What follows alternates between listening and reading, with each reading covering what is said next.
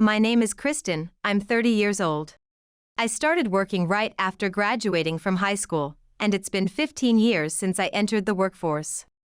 If possible, I would have liked to go to college or vocational school to study esports, which I started as a hobby, with my high school friends, and become an esports player with them. However, that dream never came true because my parents, of all people, wouldn't allow me to attend college or vocational school. From the time I realized it, my parents disliked me. They praised my older brother David, who is 4 years older, as talented, while they called me a dunce and failure. In my third year of high school, my teachers said my grades were good enough for a college or vocational school, and based on that, I told my parents I wanted to go to a college that would have esports programs. But their response was this: "What? College with esports programs? What nonsense. A failure like you going to college? Just impossible. Really, stop talking nonsense. Oh my, why can't you be successful like David? Really, I can't believe we're related." Despite being shocked by my parents' words, I begged them several times to let me take the entrance exams, but they wouldn't listen. Meanwhile, my brother David, 4 years older, was a genius both academically and athletically, good-looking, and cunning, loved and spoiled by our parents. For example, while I saved every penny for gifts for our parents, David would easily borrow money from friends and quickly give them gifts. By the time I had saved enough, David was already praising our parents extensively. Moreover, while I diligently studied on my own, David borrowed notes from friends and quickly grasped the key points. Being handsome, adults were completely deceived by him. Because of such a brother, not only our parents but even our grandparents would insult me. Why is Kristen such a dunce when David is doing so well?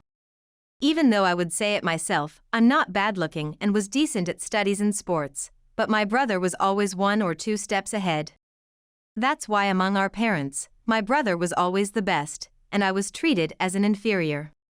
Understanding that I was disliked by our parents and compared to my brother, I never imagined I wouldn't even be allowed to attend college. In despair, I started working right after graduating from high school. Realizing I had no place in that house, I saved up for moving and living expenses while working, and left home when I was 18. If you hate me that much, fine. I'm leaving this house today. Bye for now, Dad, Mom, David. Thanks for everything up until now. As I left the house with my packed belongings, my parents and brother mocked me to the end. Finally, the burden is leaving, right, honey? Really? We're fine as long as we have David. I'm relieved that my failure of a sister is leaving. Even as I left, I didn't feel particularly sad. Instead, I resolved that I never had a family from the start. And I will live my own life and do what I want. And managed to gain my freedom without any heartache over the worst breakup with my family. Time passed, and I turned 30. After leaving home, I changed jobs twice and managed to get a job at a company related to esports. At the same time, I debuted as the esports player I had dreamed of becoming and began to earn a side income from tournament prize money. During high school, I polished my skills as a player while playing games with school friends who became a kind of my new family, and eventually, I participated in esports tournaments with them. Despite it being our first entry, we won, which was a splendid achievement. Thanks to such brilliant experiences from the past, I was able to get a job at an esports company and make a comeback as an esports player. This company values work-ready new employees, so the salary isn't bad. Through this company and esports, I met many people, including new friends, and have been leading a fulfilling life. I was on top of the world. What made me happiest was buying a new single-family home at this age. It wasn't a mansion, but it looked great and was functionally detailed. Plus, it's close to the bus stop, hospital, and supermarket, which is convenient. It's a bit too big for me alone, but if I get married and have children, it would be a place where I could raise them without panic. Our family home wasn't exactly spacious, and since leaving, I had always lived in apartments. The joy of finally having my own respectable home was incomparable. However, a few days after moving in, those people I had almost forgotten appeared in front of me again. One day, as I was about to finish unpacking, the doorbell rang suddenly, so I turned on the intercom's camera. When I saw the situation in front of the gate on the camera, I was shocked. There stood my parents and brother. "Hey, you guys. Why are you here?" As I asked in confusion, my parents smirked disgustingly through the camera. "Wow, we didn't expect Kristen to buy such a nice house for us. Finally, you've decided to honor your parents. I'm happy. Really. To think that a failure like you managed to do this. You did somewhat well, though I wish you weren't our biological daughter. If we can live in such a spacious house, we might as well tolerate it a bit." What? To think the first words they say after reuniting with their daughter for the first time in 12 years are these. As I grew more shocked, David said, "I'll take the largest room," and started banging on the gate, as if to hurry me to let them in. Moreover, behind my parents and brother, there were 2 large moving trucks parked. Could they be planning to move into my house without permission? But before that, how did they even find this place? I asked them through the camera, unable to hide my agitation. Wait a minute. How did you know this place? We haven't seen each other since the day I left home 12 years ago. Surprised? Well, it's no wonder. This time, the annoying neighborhood relations actually came in handy. Neighborhood relations. Hearing the words annoying neighborhood relations, I remembered that while my parents doted on my brother, they also disliked dealing with not just me but also our neighbors and completely shut them out. Remember that classmate of yours, Tracy, who you got along with? Her mom told us that you built a house for yourself. And you're still close with Tracy, aren't you? Wait a minute, seriously? You got my information from her. Getting cocky just because you bought a house like this, and keeping it all to yourself, don't you think that's wrong? Saying that, my father laughed loudly. As I was at a loss for words, my brother David interjected. Kristen, don't you think you're getting a bit too arrogant just because you managed to buy a nice house? What do you mean?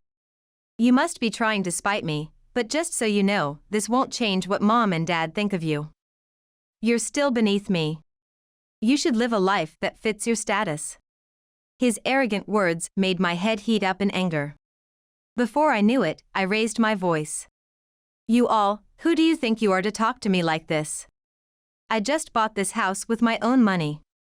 It's a testament to my effort. I have no intention of being lectured by you who just showed up. I exploded in anger, but then my father stopped his mocking laughter and snapped back. Shut up, you dunce. Someone like you living in a house like this is just absurd. We'll be living in this house from today.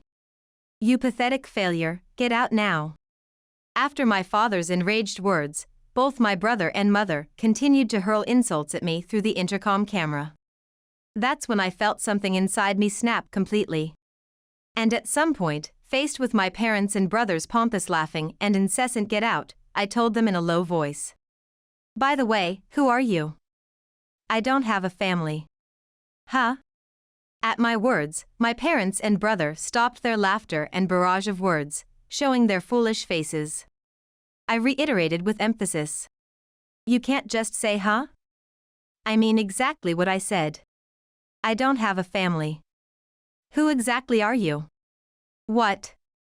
Hey, stop joking, Kristen. You're my sister, aren't you? Don't make me say it again. I don't have a family. If you understand, then please take those movers with you and leave. Making more noise would be a nuisance and extremely unpleasant. As I continued to respond this way, my parents, and especially my brother, still confused, raised their voices in protest. Cut it out. Can't you see I'm telling you to stop joking? Trying to change the subject like that is useless. This is pointless. Fine, then make as much noise as you want right there. But in exchange, I'm going to count to 10. If you haven't taken the movers and left by then, I will call the police for disturbing the peace. Deciding that I could no longer deal with them and not wanting to, I took out my smartphone and called the police after counting to 10. And even after I counted, my parents and brother were making an ugly ruckus at the gate, so I had the police forcibly remove them along with the movers. However, the next day, my parents and brother shamelessly appeared in front of my house again. "Hey, Kristen. Come out, what are you doing?" Even though the door was closed, I could hear my brother's angry shouts. That day, my esports friends had come to see my new house and were hanging out, and they started to get restless hearing my brother's loud voice from outside. "What's going on, Kristen? It seems noisy outside." Scott, one of my esports friends and somewhat of a leader among us, tilted his head. "Oh, it's them again. I thought they would have learned their lesson yesterday." "Them? Just wait here for a bit." I told Scott and the others to wait and turned on the intercom's camera. The TV camera showed my parents and brother, their faces red with rage, at the gate. "What do you want? I told you I'm not family." "What do you mean, what do I want?" "We won't forget the treatment you gave us, your real family, yesterday." Riding on my brother's rage, my father also snapped back again. "David's right. We are your family. Who do you think allowed you to grow up to this point? Family? Growth? It's impressive how you can say such things with a straight face.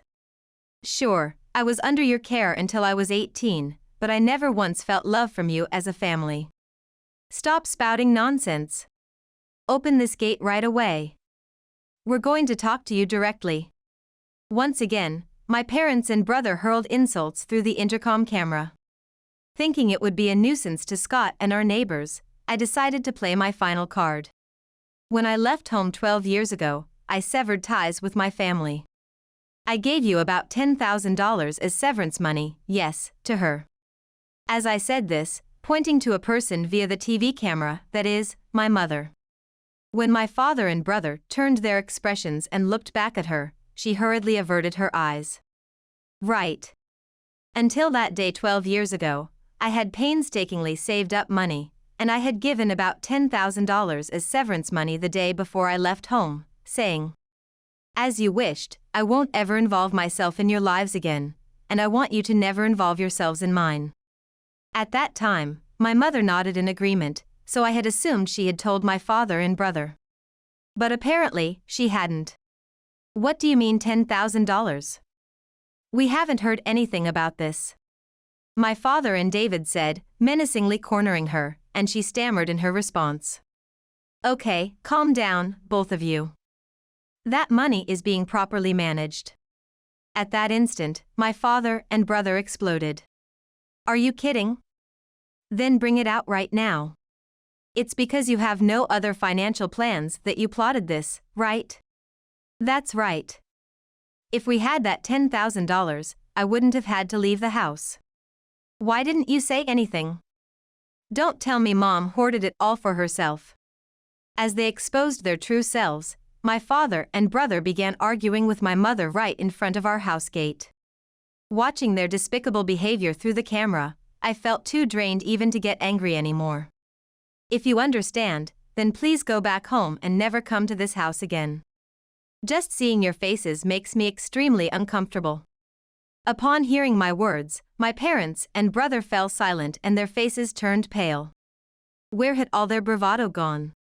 My father's demeanor turned meek, and he pressed his face to the camera, pleading in an almost tearful voice. "Wait, please. I beg you.